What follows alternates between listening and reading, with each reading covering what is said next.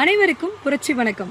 திருச்சியில பிரம்மாண்டமா வேட்பாளர் அறிமுக கூட்டம் நாம் தமிழர் கட்சியின் சார்பாக திரு செந்தமிழன் சீமான் அவர்கள் நடத்தி முடிச்ச அடுத்த நொடியிலிருந்து சமூக வலைத்தளங்களில் பரவிய ஒரே ஒரு கேள்வி இதுதான்: விவசாயி சின்னம் மட்டும்தான், வேட்பாளர்கள் விவசாயி இல்லை, இன்ஜினியர் மருத்துவம் படித்தவர்கள்.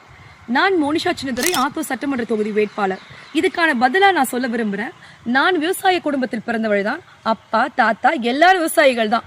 நான் படிச்சுட்டு விவசாயம் பண்றேன். இன்னைக்கு எங்க தோட்டம் இங்க ஆத்தூர்ல இருக்கு. 784 எங்களோட சர்வே நம்பர். தாராளமா எல்லாரும் எங்க தோட்டத்துக்கு வரலாம். Have been working in Singapore for almost 13 years and this education gives me pride. ஆனா விவசாயம்ன்றது முதுகெலும்பு அப்படின்னு தான் நம்ம படிச்சிருக்கோம். Agriculture is the backbone of a country. அப்படின்னும் போது விவசாயிகளை சீமான் போடல, அவர் படிச்சவங்களை போட்டிருக்காரு. அப்படின்னா விவசாயம் பண்றவங்க படிக்க கூடாதா, இல்ல படிச்சவங்க யாரும் விவசாயம் பண்ணக்கூடாதா? இந்த கேள்விக்கு இந்த பதிவு போட்டவங்க எனக்கு பதில் சொல்லுங்க. கண்டிப்பா நாம் தமிழர் ஆட்சி வரணும். மாற்றம் என்பது சொல் அல்ல, செயல். வாக்களிப்போம் விவசாய சின்னத்திற்கு. வாழ்க தமிழ், வெல்வோம் நாம் தமிழர். நமது சின்னம் விவசாயி. ஓட்டு பாருங்க ஓட்ட, அப்புறம் பாருங்க நாட்டை.